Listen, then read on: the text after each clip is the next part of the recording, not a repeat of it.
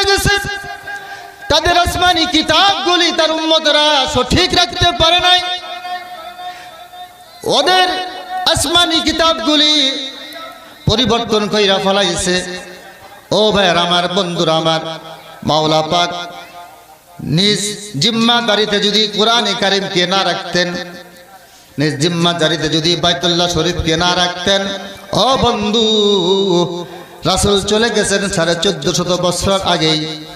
1450 বছর পরে আইসা আমরাও মনে হয় কোরআনে কারিমকে আমরাও বিকৃত কইরা ফেলাইতাম।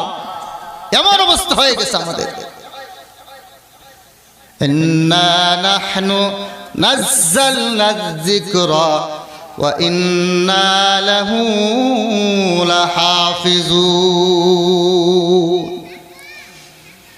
বার আমার, বন্ধুরা আমার, কোরআনে কারিম হেফাজত করবেন কে? কোরআনের ইজ্জতের পক্ষে থাকলে লাভ কার? আল্লাহর। কোরআনের পক্ষে থাকলে লাভ কার? মসজিদের পক্ষে থাকলে লাভ কার? আমার লাভ, আমার। আমি কোরআনের পক্ষে থাকলেও কোরআন টিকবে, পক্ষে না থাকলেও কোরআন টিকেই থাকবে। আমি যদি কোরআনের পক্ষে থাকি আমি টিকে থাকবো, কোরআনের পক্ষে না থাকলে আমি নষ্ট হয়ে যাব। কোরআনের কোনো লাভ নাই, আপনার লাভ, আমার লাভ।